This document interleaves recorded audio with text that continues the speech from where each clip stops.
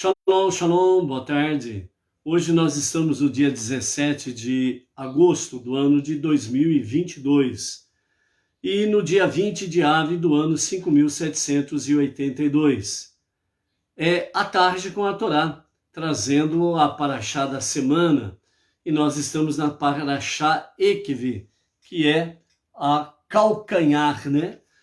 Onde nós temos aí realmente não pisar os mandamentos mais simples ou os mandamentos menores e estarmos conectados realmente com Deus com todos os mandamentos.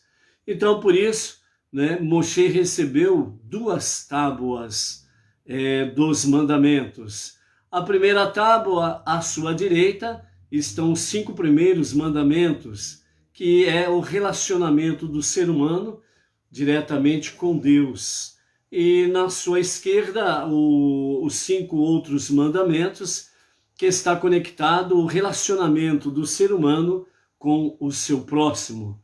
Então, temos aí realmente a famosa as tábuas Luchot, as tábuas dos 10 mandamentos, né? E nesse sentido, nós temos aí Haseret Hadibrot, os 10 ditos, as 10 palavras de Hashem.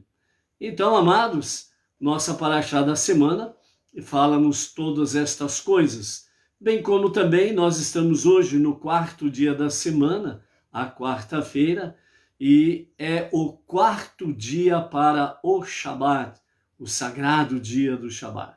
E nós estamos aí, então, com a nossa quarta aliá, a nossa quarta leitura.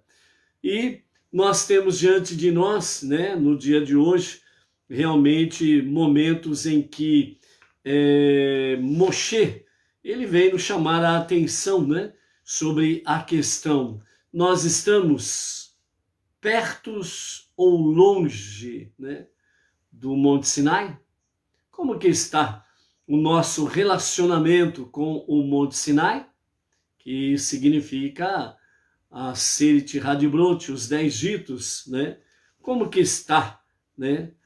Luchot, as tábuas, com relação a nós e nós com relação às Luchot. Por isso o tema da nossa live de hoje diz, né? O nosso passado eterniza o futuro no nosso presente. É algo fantástico. O passado eternizando o futuro no nosso presente. Ou seja, você não pode viver sem o seu passado, porque sem o seu passado você não tem futuro, e muito menos o presente. Mas o nosso passado, o Monte Sinai, ele é eternizado, né? Ele vem eternizar o nosso futuro no presente.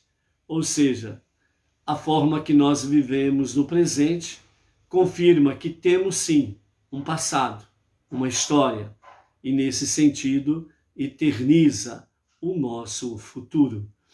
Então, se você quer viver o futuro, você precisa viver no presente, com alicerce no passado, eternizando o seu futuro.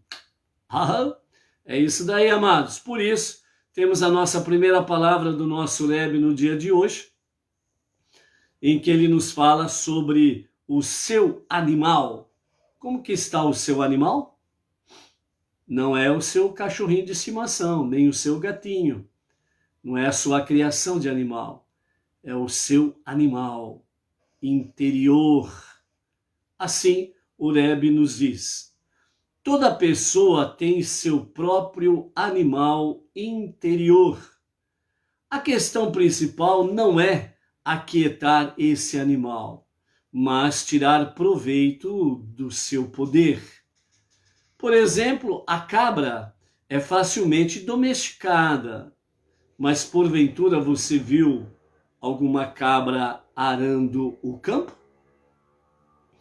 Mas você já viu um touro domesticado? É difícil, não restam dúvidas, porque ele é bom para dar chifradas e coices. Mas vejam bem que isto é apenas um sinal da sua tremenda capacidade de trabalhar. Então, por isso, o touro, quando ele é domesticado, ele faz um grande trabalho em arar o campo, não é verdade? Então, nesse sentido, o nosso Rebbe Menachem Mendel, ele está falando para conosco sobre o nosso animal interior. Como vai o seu animal interior? Ele está dando coices? Ele está dando chifradas? Ele está rebelde? Mas isso não é sinal para você apagá-lo. Muito pelo contrário, é um sinal do seu grande poder. E por isso é preciso saber tirar proveito desse poder. Por isso, o nosso animal interior, né, a nossa alma divina, precisa domesticá-lo, trazê-lo para a luz, trazê-lo para realmente o domínio do Sinai, do Monte Sinai, Haseret Hadibrut. E nesse sentido, é saber tirar proveito desse poder da alma animal. A força, a ousadia, a coragem, né, o destemor e ir em frente até as últimas consequências para alcançar o seu objetivo. Obviamente, dentro desse aspecto, a alma animal sendo dominada pela alma divina, sendo trazida à luz, fazendo com que a sua escuridão brilhe, obviamente, aproveitando esse poder, ir realmente até as últimas consequências para alcançar o objetivo. Nesse aspecto, estamos aí realmente falando sobre o autossacrifício. Não ter medo de nada, não se acovardar, realmente não retroceder, mas seguir em frente, determinado, ousado, até alcançar o objetivo final. E qual é o objetivo final da nossa missão? Transformar este mundo para ser, sem sombra de dúvidas, o lar, a moradia de Deus. Ok? Vamos em frente? Ame a sua alma animal, domine-a e tire proveitos, sem sombra de dúvidas, do seu poder. Baruch Hashem. Ok? A Yaritza Verônica Sanches Robles, lá da China não, do Chile. Já estou mudando a Yaritza também de país, hein? Mas é do Chile, a Yaritza, né? Então, shalom, shalom, boa tarde a todos, né? A Manu, lá de São Sebastião, Distrito Federal, Brasília. O meu está pulando. O Ivando está muito rebelde. Então vamos dominar essa fera aí, Malu. Torá nela, hein? Olha aí a Torá, ok? Luiz Ribeiro, Itaquera, Grande São Paulo. O Adão Faustino da Costa, de Belos Montes, né? Goiânia, Baruch Hashem. A Luciana Rodrigues, Marília, nossa região aqui. Eu vi aqui rapidamente, passou correndo aqui uma postagem da Leocádia. Deixa eu ver se eu acho aqui, Leocádia. Falando, pedindo prece, né, em favor de alguém que está passando por cirurgia, parece, né?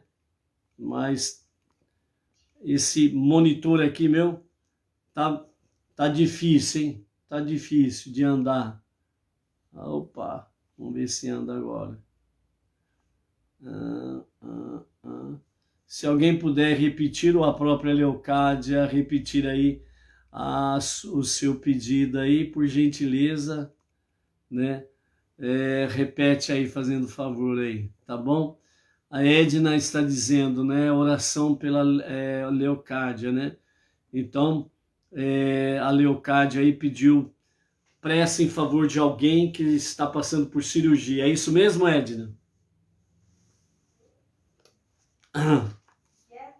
A Leocádia está pedindo prece para quem que você viu aí? A neta dela que está fazendo uma cirurgia agora. A neta da Leocádia está fazendo uma cirurgia. Então, a Edilane Minorelli também confirmou aí, né, pela neta dela. Parece que ela citou o nome aí, né? Então, o nome da neta dela... Hã? Hannah. Hannah. Então, né, que Hashem dê graça, sabedoria e destreza à equipe médica para fazer a cirurgia corretamente e também guardá-la, né, com vigor e com saúde, e que os resultados sejam positivos. Baruch Hashem. Edilane Minorello, Bauru aqui, né, o marido Claudemir, que é o casal aqui de Bauru, Baruch Hashem. Baruch Hashem. É isso daí. A Vânia Ivonete, né, de Recife, Pernambuco, né? Aí a Leocádia Pereira, orações pela Hannah Jade, né, a neta dela. Então, Leocádia, o pessoal está aí, né, em prece em favor da netinha aí, tá bom? Baruch Hashem aí, né? Então também, né, vamos aproveitar aí e falar, né, o nosso shalom também nessa tarde para a Maria Cristina Silva, da cidade de Cáceres, Mato Grosso, o Bruno, lá de Gama de Manaus, Amazonas, a Ana Paula Santana, né, de Pirassununga, São Paulo, a mais nova integrante, né, do grupo Bnei Noach, Bauru e região aí pelo Zap. Então, Ana Paula Santana, Pirassununga, São Paulo. A Terezinha Carvalho, de Altazes, Amazonas, né? O Valdeir Carla, de São Luís, Maranhão. A Cida Fernandes. A Deniquele Cardoso e o marido Gilvan Santos, de São José dos Campos, interior de São Paulo. A Maria Luísa Freitas, lá de Palmas, Tocantins. A Genesi Tolentino dos Santos, Londrina, Paraná. O Mário Medeiros, o Arheros, né, que assim ele se identifica, de São Luís do Maranhão. Meg Carvalho, o nosso querido William Jesuíno Batista, Juiz de Fora, Minas Gerais, né? William Jesuíno Batista, ele faz parte lá do grupo de Salmos, e todos os pedidos, né, que são feitos ali no grupo de Salmos, né, ele é um daqueles que estão ali, né, num plantão constante às madrugadas e fazendo ali a citação dos nomes das pessoas, o nome dos seus pais, né, o nome do pai, né, e confirmando, né, as vidas no altar da graça de Hashem, ok? Carlos Martino Araújo e a esposa Thaís, Alberto Merino e a esposa Fátima, de Rio Claro, São Paulo, o Paulo Corren, de Ponta Grossa, Paraná, o Tiago Canuto Ferreira, Ivanildo Silva e a esposa Cida Santos, de Guarulhos, Grande São Paulo, o Benê Silva de Arujá, a Benê, melhor dizendo, a Benê Silva de Arujá, São Paulo, o João Lobo, da cidade de Soure, no Pará, o nosso querido emissário Jonatas, lá da comunidade Bnei Noach, de Palhoça, Santa Catarina, a ele, toda a família, toda a comunidade de Palhoça, Santa Catarina, né, o nosso Shalom, e o Jonatas, né, que é o nosso amado emissário ali em Palhoça, que também é um emissário que faz um trabalho muito nobre ali em Palhoça e também, né, coopera grandemente com o movimento Bnei Noach Brasil. O casal Fabiana e Altair de Poços de Calda, o Rafael Junqueira e a esposa Luciana Cristina Silva, também de Poços de Caldas, né? Temos aqui também o nosso querido Jaime Eduardo Ferreira, né, que é o emissário ali em Poços de Caldas, Marcos e Amanda Mendes, o Davi Forte de Carvalho Silva, Teresina, Piauí, a Maristela Maciel Correia Pereira Maciel de Caratinga, Minas Gerais, o Moacir Conceição Salvador, Bahia, o George Kovacs, São Paulo, capital,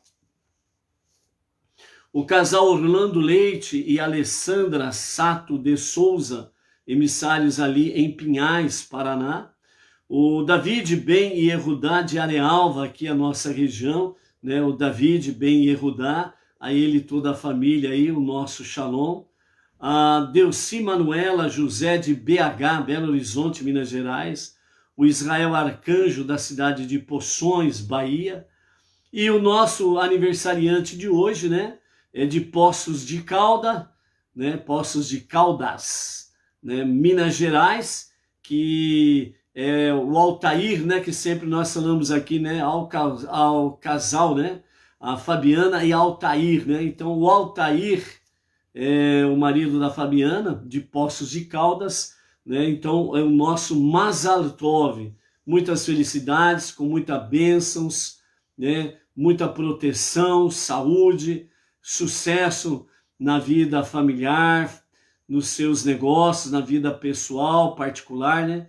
Na vida profissional, nos empreendimentos aí, muito sucesso, Altair, né? E que, acima de tudo, sempre juntos no monoteísmo com fundamento judaico e orientação rabínica, em juntos estarmos aí transformando esse mundo para ser a moradia de Deus, ok? Então, ao Altair, né, muitas felicidades, com todas as boas e maravilhosas sortes de bênçãos da parte de Hashem, né? E que ele responda rapidamente à tua prece, que você está tão almejando aí nesses dias aí, que sejam de grande vitória para a sua vida aí. Então, Mazal Tov, Altair de Poços de Caldas. Baruch Hashem. A Inês Martins, aqui de Pirajuí, chegando por aí, bem como também a Genesi Tolentino dos Santos, que também está por aí. A nossa quarta aliá, no capítulo 10 de Deuteronômio, do verso 1 ao verso 11, nessa aliá, nós temos aí a respeito de Moshe, falando à nova geração sobre as segundas tábuas, as segundas luchot, fala sobre a rebelião, né, lá no deserto, também fala da designação da tribo de Levi, e também fala sobre o terceiro período, né, que Moshe esteve ali no Monte Sinai. Então, né, com referência às segundas tábuas, naquela época, nós temos aí, né, sobre Êxodo 17 e Números capítulo 11, que nos fala as duas passagens com referência às segundas tábuas, né, e o momento vivenciado por Moshe naqueles dias ali. Aqui ele está, né, Devarim, Deuteronômio, todo ele é uma narrativa, né, que Moshe está trazendo para a nova geração. Ou seja, Moshe está fazendo uma recapitulação para que a nova geração venha reaprender realmente o que fazer, o que deixar de fazer.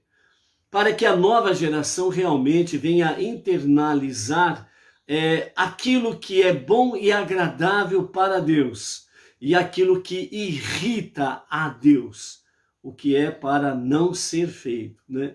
Então, nesse aspecto aqui, Moshe, na nossa aliá de hoje, na quarta aliá, nos fala com referência a estas questões aqui. Então, naquela época, depois de 40 dias, Deus perdoou o povo judeu e me disse: esculpa para você 2 tábuas de pedra, como as primeiras, e venha até mim sobre a montanha. E faça para você uma arca de madeira. nestas tábuas eu escreverei as palavras que estavam nas primeiras tábuas que você quebrou. Então vejam bem aqui, ontem nós estávamos comentando, né, sobre exatamente essa questão em que Moshe ele se aposta, né, das duas tábuas, né, que estavam uma em cada uma das suas mãos, elas pairavam, né, sobre as suas mãos, elas estavam planando sobre as suas mãos devido à santidade das letras hebraicas que escreviam os 10 procedimentos, os 10 ditos, melhor dizendo, de Hashem, Haseret Hadibrot. Então a própria santidade das letras que formaram os 10 ditos de Hashem fazia com que aquelas tábuas, as Luhot, elas realmente plainassem. Moshe simplesmente vinha conduzindo, né? Só recordando que cada tábua tinha 68 centímetros de largura, né? Lembro que nós falamos sobre isso daí ontem, né? Aliás, 48 centímetros, melhor dizendo, né? Pois é um tefahim, que é uma medida de tefar, eram de 60 tefahim, né? Então, um tefar equivale a 8 centímetros multiplicado por 6. 6 vezes 8, 48.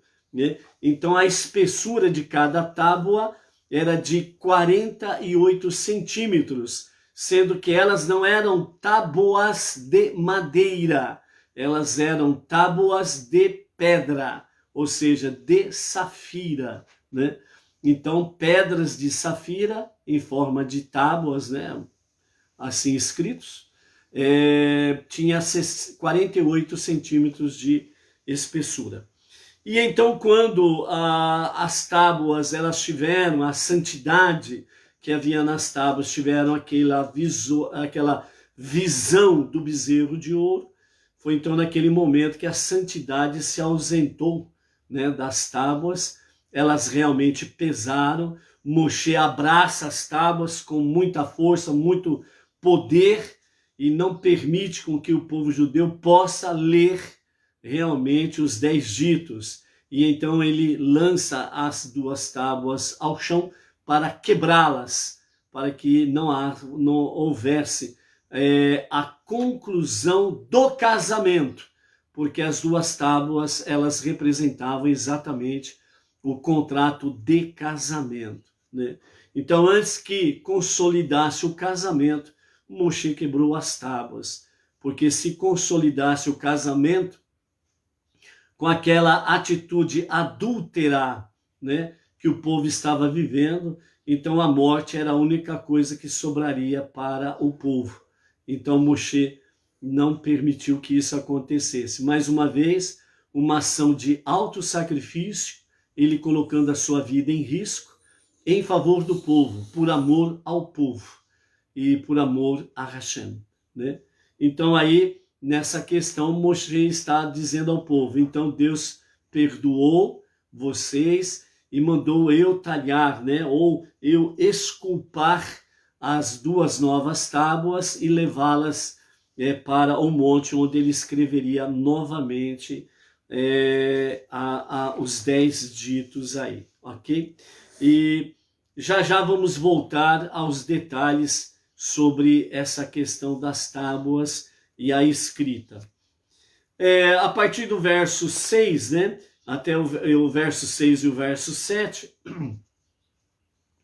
Moshe recorda o povo sobre a morte de Arão, que aconteceu em Or-Hahar, ali no deserto, né? Elazar assume o lugar do seu pai, como Kohen Gadol, sumo sacerdote, e também fala sobre uma rebelião ali que aconteceu ali no deserto, ok? E aí, então, nós vamos para os versos 8 e 9, onde nós temos aí a designação da tribo de Levi, e para ser realmente aquela tribo que estará à frente, né, de todo serviço a Hashem. E nesse aspecto aqui, nós temos uma palavra muito forte, muito sadia e muito salutar para o nosso tempo, para a nossa época, né? Onde nós podemos realmente, de fato, estarmos vivenciando a realidade, a semelhança da tribo de Levi. Também vamos comentar um pouco mais sobre essa questão na sabedoria do nosso Rebbe Menachem Mendel e os demais comentaristas sobre esta situação aí, onde nós temos aí sobre a questão chamada, né, Baalei Teshuvah, que significa o penitente, né? Então vamos ver esse penitente, o alto sacrifício, né, sobre a questão da tribo de Levi, a semelhança.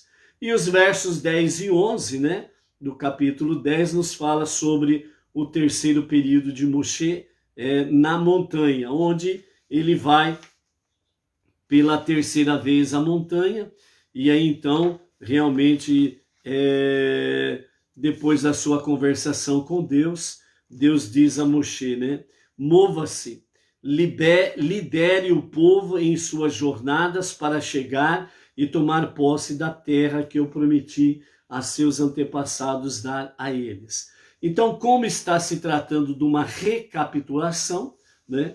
Então, Deus faz, né, a outorga da Torá, tem o pecado do bezerro de ouro, a quebra das tábuas. Então, Moshe retorna ao monte Sinai, ou Horeb, e ali ele vai rogar o perdão. É a segunda subida de Moshe ao monte, onde ele vai rogar o perdão de Deus para o povo que tinha acabado de cometer o pecado do bezerro de ouro.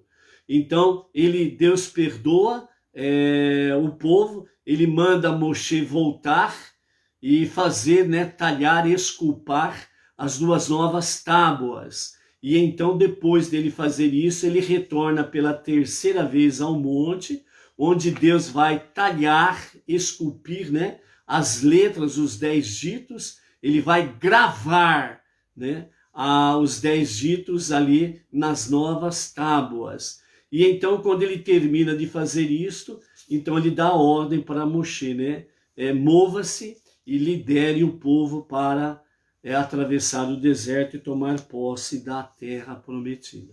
Então, nessa recapitulação que nós temos aqui, com referência a essa nossa quarta passagem, a nossa quarta aliá. Então, com referência mais especificamente sobre a questão que nós temos aí, em que o Eterno diz, né, para Moshe fazer, né, esculpar, né, as novas tábuas, né, fazer com que ele viesse, então, dessa forma, talhar as novas 2 tábuas e retornar ao monte para que Deus possa escrever.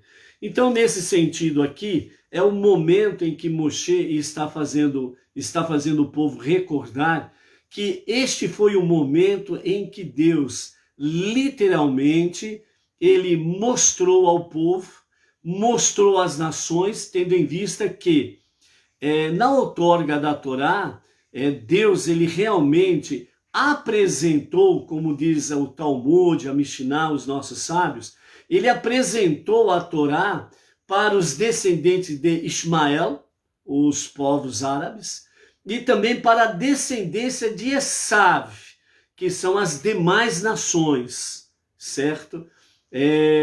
Sobre a questão da Torá. Porém, tanto a descendência de Ismael como de Esaú, né, rejeitaram a Torá.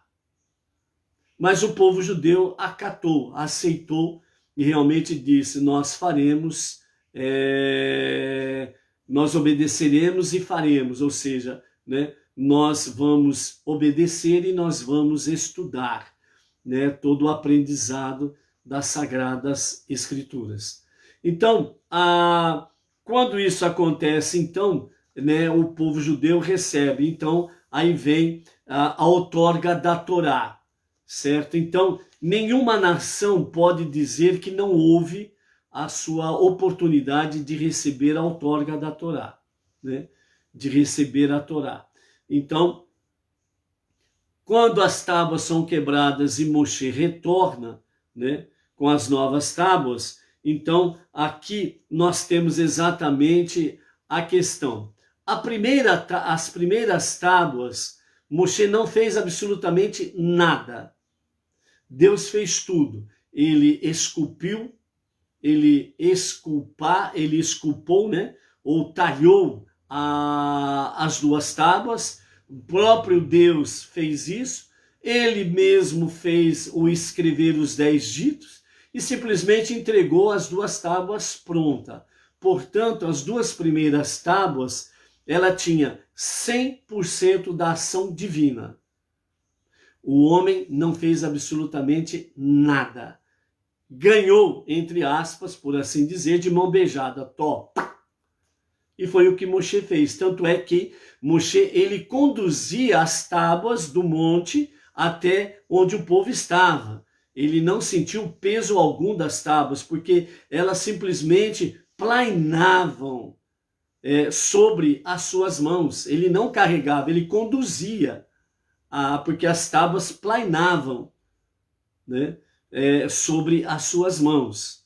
Quando a santidade se ausentou das tábuas, por causa da visão do bezerro de ouro, foi o momento em que as tábuas realmente tiveram o seu peso real.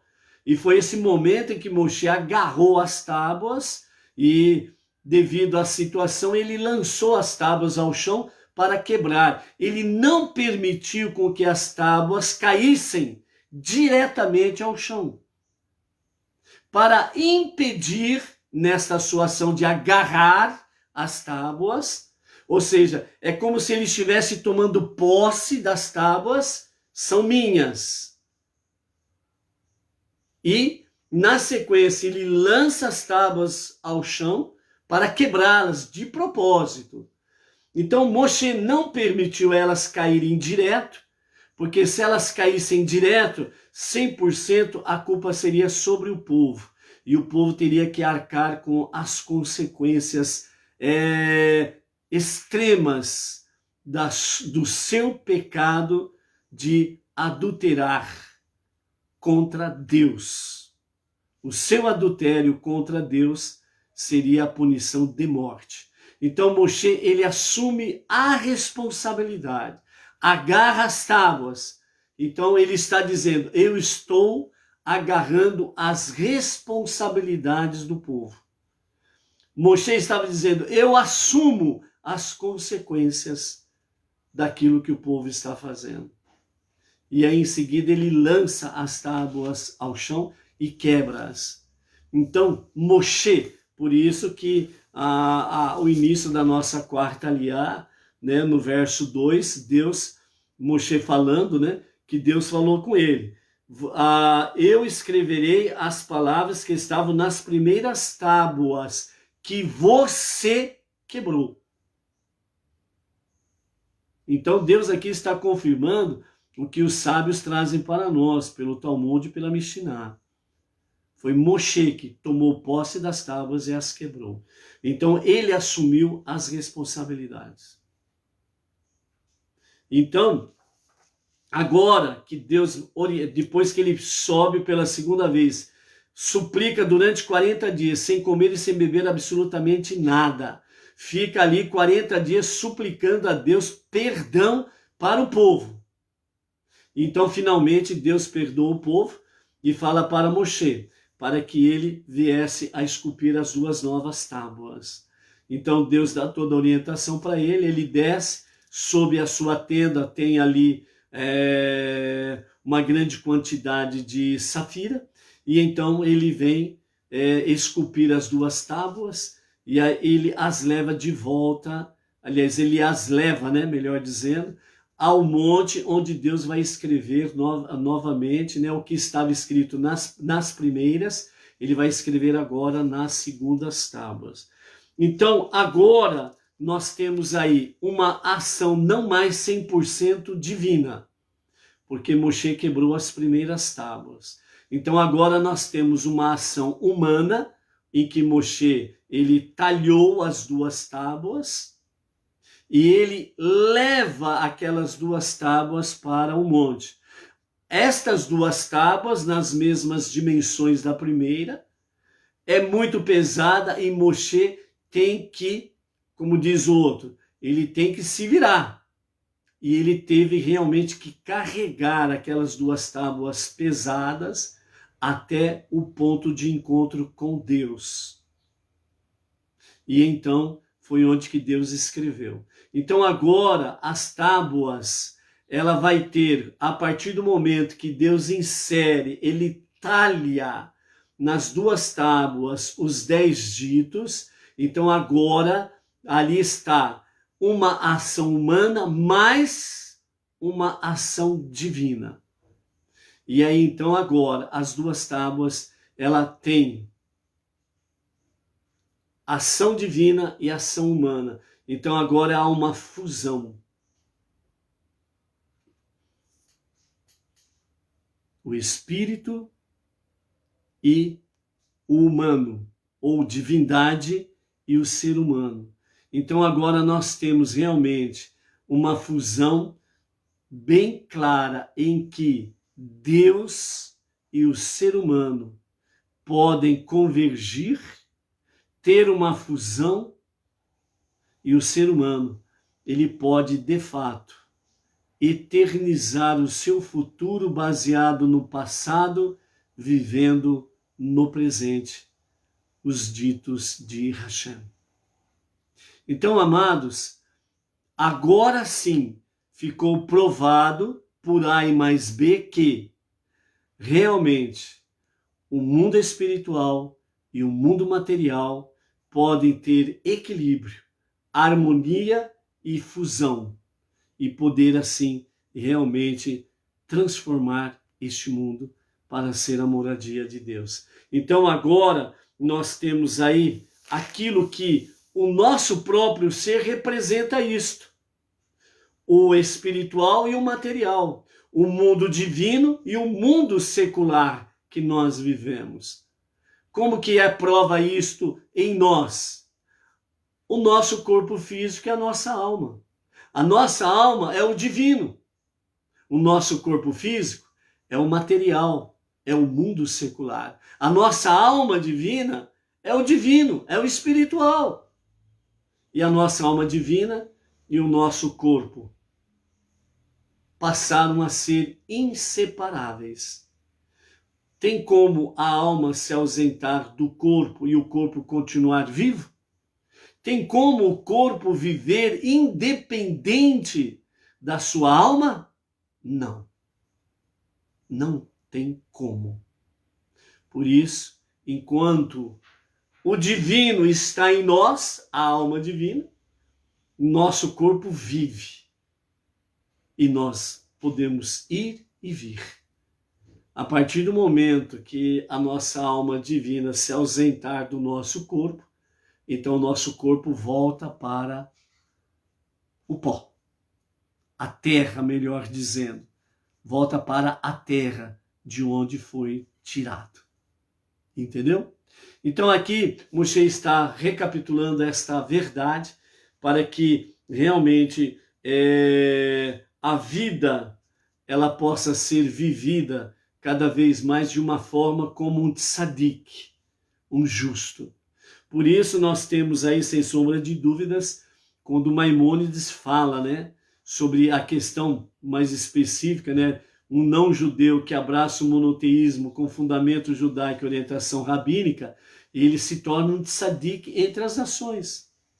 Por quê? Porque a sua alma divina e o seu corpo entram numa fusão mais elevada, mais íntima, vivendo de forma como um tzadik, à luz dos olhos do Eterno, à luz da sua Torá, e o seu dia a dia vai espelhando essa realidade espiritual na sua vida.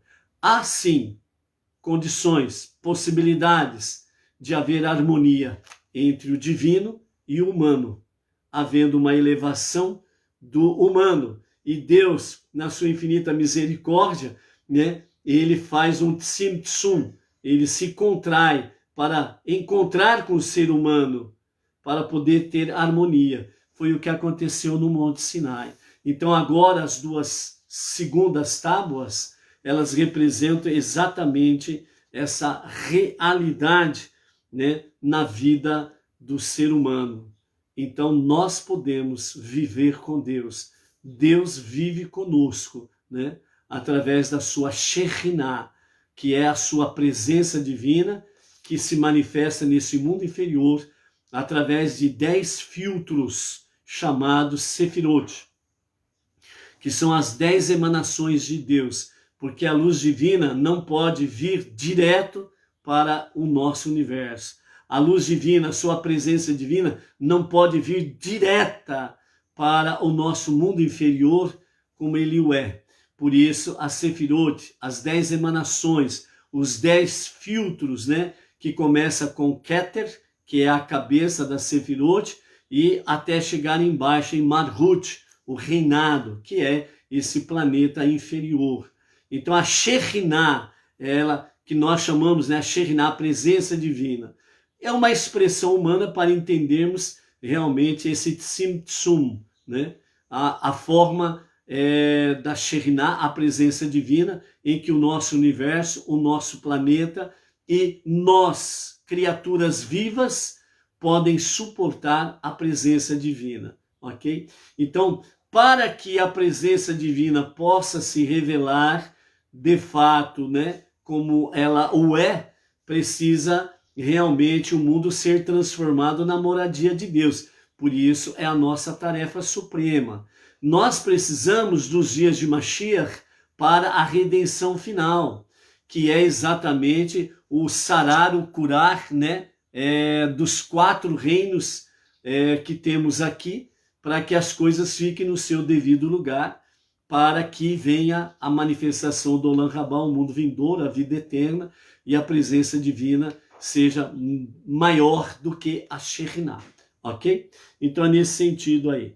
Então dentro desse aspecto aí, né, nós temos aí sobre a questão de Deus ter separado, né, a tribo de Levi para o serviço divino. Então a tribo de Levi, ela foi designada para trabalhar para Deus e servir como seus ministros, né? Então, assim, sugerindo que esta função é exclusiva da tribo de Levi, designada para trabalhar e exclusiva da tribo de Levi para os serviços como ministros, né, para Deus. Então, nesse aspecto, em primeiro plano, essa é uma realidade e somente os levitas, ou seja, aqueles que têm a descendência através da tribo de Levi, para exclusivamente, né, fazer o trabalho de Deus e o serviço de Deus como ministros no Beit HaMikdash, no grande templo, certo? Então essa é uma realidade, ponto final. Mas os nossos sábios, eles trazem para nós, né, uma importante mensagem sobre isso depois da destruição do segundo templo, no ano 69 da nossa era comum, né, através do Império Romano. Então vem trazer para nós uma mensagem muito especial dentro desse aspecto aqui, ok? Então nós estamos aí com a Maria do Socorro Salles, lá de Brasília, né, Baruch Hashem, o Isaías Moreno, aqui de Bauru, Baruch Hashem, pela presença dos amados aí conosco aí. Então, vejam bem, a Rambam Maimônides, um dos grandes sábios, né, e eruditos sobre estudos de Torá, os 5 primeiros livros da Bíblia. Então ele nos fala que a tribo de Levi foi designada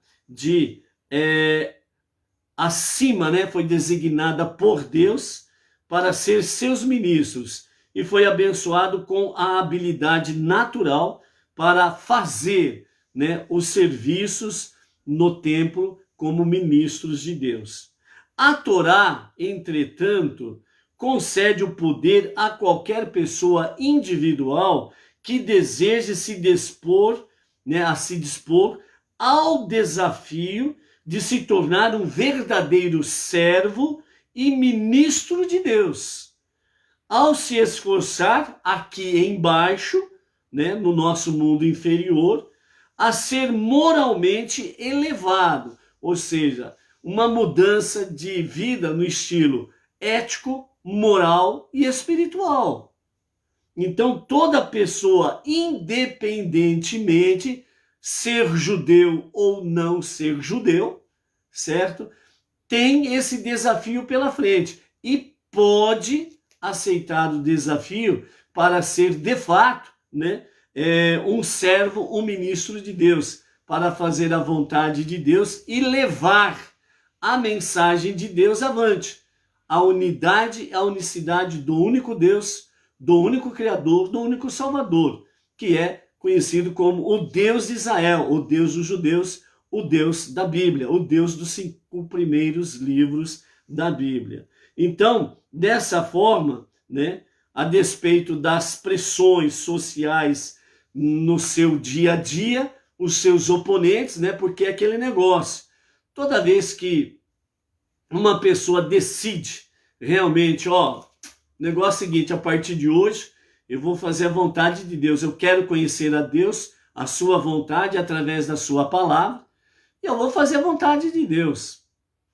E aí o que aparece pela frente? São os oponentes, obstáculos, adversidades. Aí a pessoa diz assim, puxa vida, agora que eu resolvi realmente fazer a vontade de Deus, parece que as coisas se complicaram para mim. Nunca vi ter tantas inimizades como agora estou tendo. Nunca fui tão acusado na minha vida de tantas coisas que eu nem sei o que é isso, mas estão me acusando disso e daquilo, etc e tal, né? Antes eu não tinha oportunidade nenhuma, ninguém me ajudava em nada, e eu fazia tudo errado, né? Agora que eu resolvi parar de fazer as coisas erradas, me aparece 1001 oportunidades para fazer a coisa errada. Então, depois que eu tomei uma decisão, parece que a coisa ficou mais difícil. Não é que ficou mais difícil. É que Deus está provando o seu ouro. Deus está provando o seu filho. Para que você tenha essa dignidade, para que você tenha o mérito de poder, diante de Deus, agradecer a Deus que Ele te deu forças para você poder lutar, batalhar, labutar e vencer as oposições, os obstáculos, as adversidades, para que você tenha orgulho, no bom sentido, de poder vencer as adversidades e os oponentes e prevalecer, fazer prevalecer a vontade de Deus na tua vida. Então, por isso, realmente, a Torá, ela abre essa cancha, né, por assim dizer, para todas as pessoas, judeus e não judeus, para serem servos e ministros de Deus. Ok? E também Maimônides, ele enfatiza, ou entre outras coisas, o seguinte: isso pode ser alcançado por qualquer tipo de pessoa, dentre todos os habitantes do mundo, o que inclui claramente todos os não-judeus. Então, os não-judeus, por assim dizer, não podem usar de desculpas, né? Deus se revelou aos judeus no Monte Sinai, e o povo judeu tornou-se o povo escolhido, a menina dos seus olhos, etc. e tal. Então, eu não tenho essa oportunidade. Então, aqui nós estamos vendo que realmente os sábios falam: todos os não-judeus têm a oportunidade, e Deus sempre deu oportunidade para sermos servos e ministros de Deus, à semelhança do próprio povo judeu. Ok? Outra questão que Maimônides nos traz é que qualquer pessoa que se dedica adequadamente a Deus alcançará a santidade do Santo dos Santos, que é o lugar mais íntimo e mais sagrado do templo em Jerusalém, né? O Santo dos Santos, o Kadosh HaKadoshim, ok? Então, exaltada grandeza espiritual do sumo sacerdote. Por isso que Maimônides, ele fala que todo não-judeu que abraça a fé monoteísta com fundamento judaico e orientação rabínica, ele é chamado, melhor dizendo, ele é comparado ao Kohen Gadol, o sumo sacerdote, que era o único que poderia, de todo o povo de Israel e de toda a tribo de Levi, era o único que poderia entrar no lugar mais sagrado do templo, o Santo dos Santos, uma vez ao ano, no chamado o dia da expiação, o dia do perdão. Então vejam bem como que Deus de fato é o Pai das misericórdias, como que Deus é justo, e ele dá a todos os não-judeus essa grande dádiva de ser comparado, não esqueça essa palavrinha, tá? Comparado ao Kohen Gadol e poder adentrar no Santo dos Santos, o lugar mais sagrado na presença divina, certo? Então, nesse sentido, é permitido, né, ao não-judeu que assim se comporta,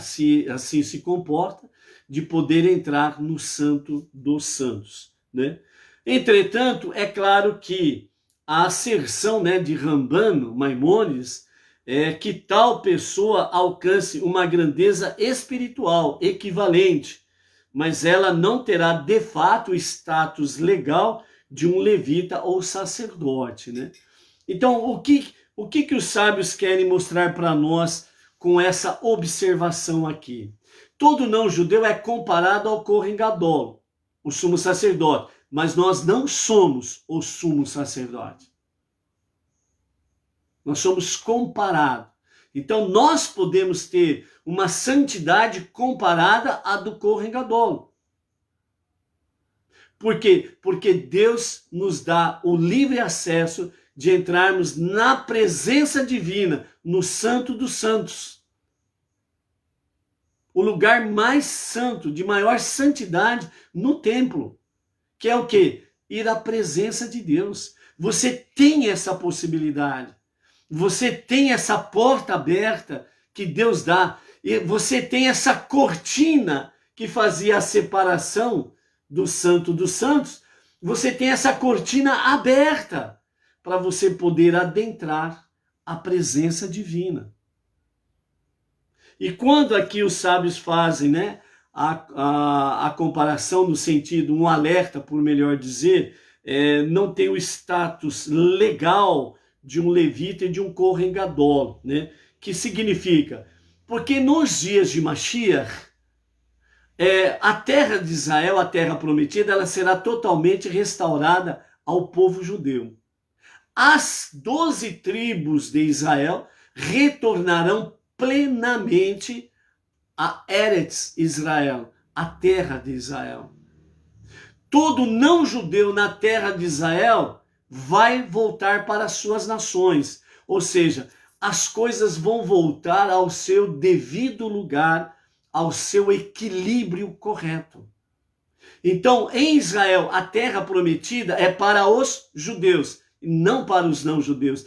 As nações são para os não-judeus. Ponto. Cada pingo no seu devido lugar. Ok? Nos dias de Mashiach, será construído o terceiro e definitivo templo. Então as tribos estarão em Eretz Israel. A tribo de Levi estará plenamente em atividade como ministros no serviço do templo sagrado. O Kohen Gadol, o sumo sacerdote, estará exercendo a sua função e somente ele vai entrar uma vez por ano, no dia de Yom Kippur, no Santo dos Santos. Ponto. É isso que significa. Então, nessa questão de status legal, ou seja, de forma legal, cada coisa no seu lugar, cada um no seu quadrado, e as coisas vão estar em perfeita harmonia. Ok? Então, isso dentro de uma questão propriamente dita nas suas estruturas, dentro da restauração nos dias de Mashiach. Ok?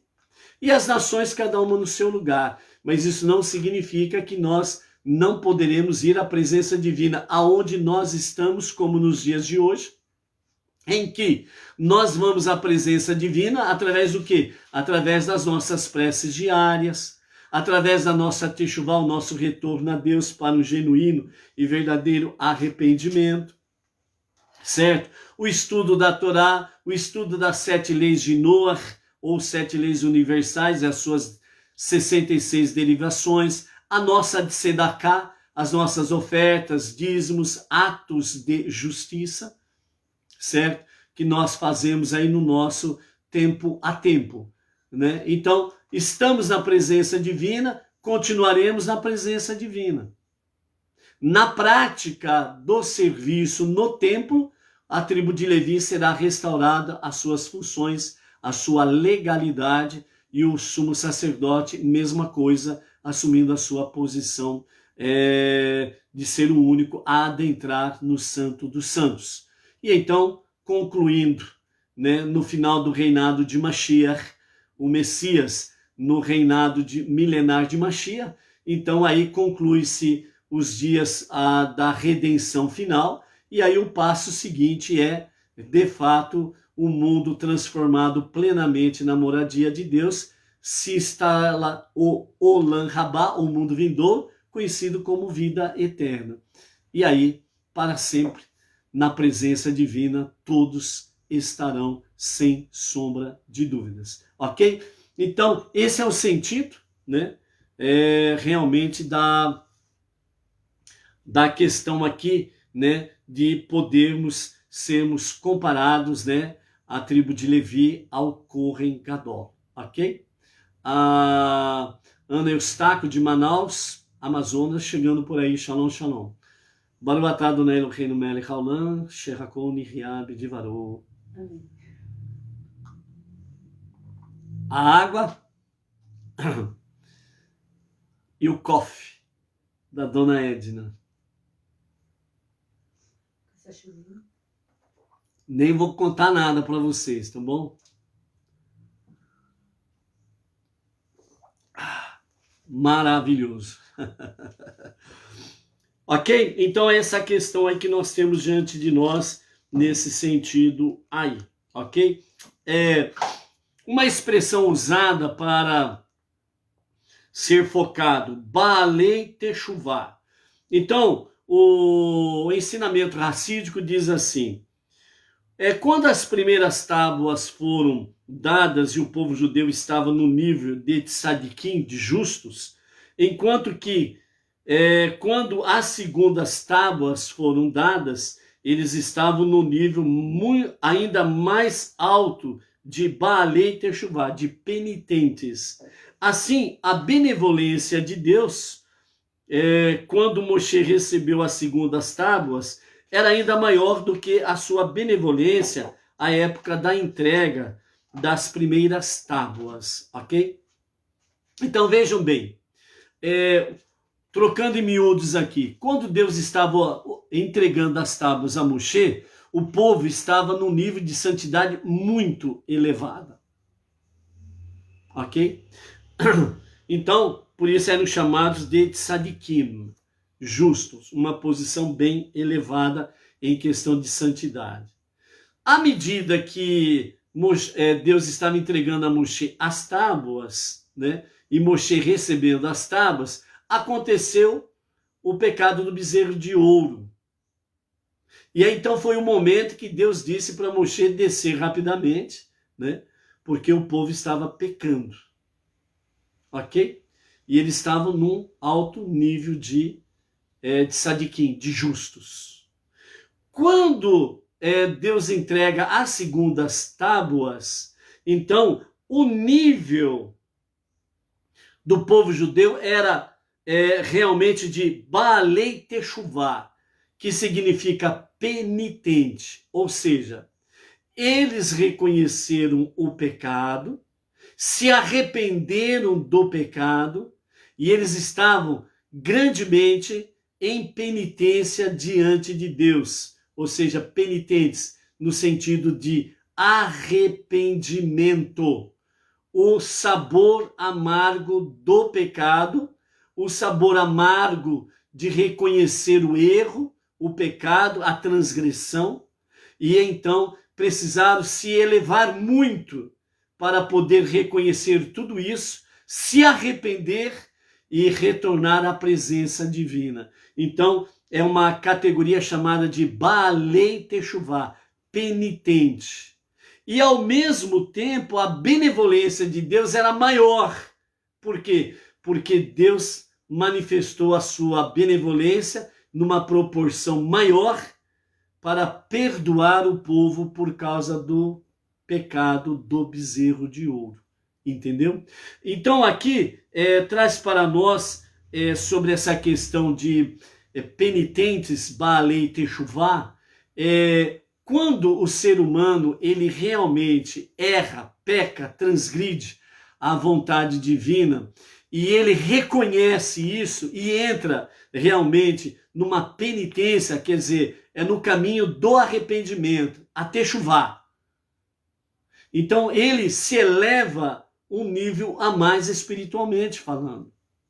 E a benevolência de Deus se revela a um nível maior do que antes também. Então, por isso, a Teshuvá, ela tem realmente um poder maravilhoso. Não é uma justificativa para errarmos e, entre aspas, se arrepender. Todo pecado premeditado, ele tem as suas duras e tristes consequências. Todo pecado involuntário, ele tem as suas tristes consequências e não terríveis. Entendeu a diferença? Então, quando a pessoa ela pega porque ela realmente quis, ela realmente premeditou errar, eu vou pecar porque depois eu me arrependo e fico numa boa. Esse é um tipo de, entre aspas, de arrependimento que não tem efeito. Por que não tem efeito? Porque a pessoa ela está premeditando fazer algo errado, depois eu vou na presença de Deus, peço perdão para ele e fica numa boa. E isto não é lícito. Não é lícito. Sem Teshuvá, um retorno a Deus para um verdadeiro e genuíno arrependimento, não há perdão. Não há perdão. Então, quando a pessoa ela premedita, ela planeja, dificilmente ela vai se arrepender. Porque ela quis, ela gosta de fazer o que é errado. Ela gosta de pecar contra Deus e contra o próximo. Então, dificilmente ela vai se arrepender. As consequências são tristes e terríveis. Mas a pessoa que procede dessa forma não tem oportunidade de Teshuvá? Claro que tem. Nós estamos falando que é mais difícil.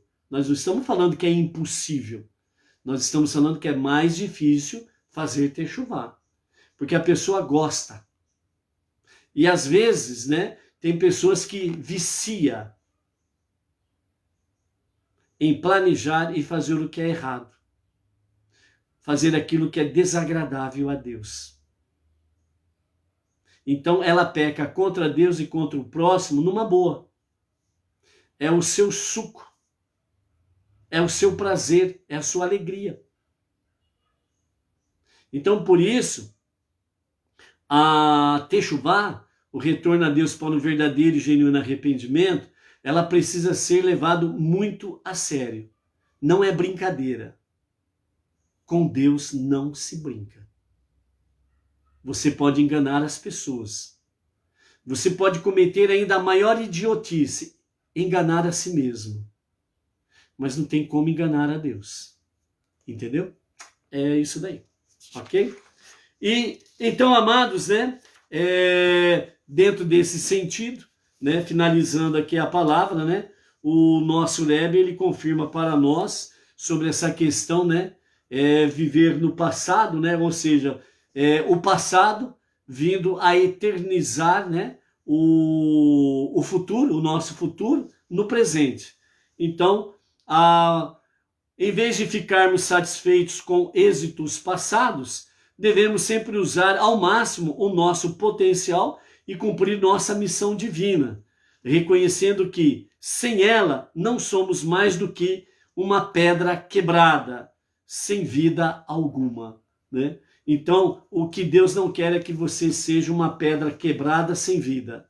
Deus quer realmente, como diz pela sua Torá e pelos profetas, né? Ele realmente quer talhar no seu coração, na sua vida, a sua santa vontade. Existe uma diferença de escrever e talhar. Escrever, você escreve na superfície. Talhar, você vai escavando, né? Ou a madeira ou a pedra, você vai escavando da sua superfície para seu interior. Então, talhar significa que aquilo que está sendo talhado, ou na madeira ou na pedra, passa a fazer parte, entre aspas, da vida da madeira, da vida da pedra. Não é mais entidade separada. E é isso que Moshe está trazendo em foco aqui. É isso que Deus fez na outorga da Torá, com as segundas tábuas. Então, ele talhou, de fato, no coração judaico, ele quer talhar constantemente nos corações dos não-judeus os seus 10 ditos, a sua vontade, os seus mandamentos, para que isso faça parte da nossa vida continuamente, até chegarmos o momento de tomarmos posse da vida eterna. Por isso, deixe constantemente Deus talhar em seu coração, em seu intelecto, realmente o seu santo querer. E então, continuamente, você estará nessa fusão, o divino e o humano, para que cada vez mais possamos cumprir a nossa tarefa, transformar este mundo para ser a moradia de Deus. Ok? Até amanhã. Shalom, shalom.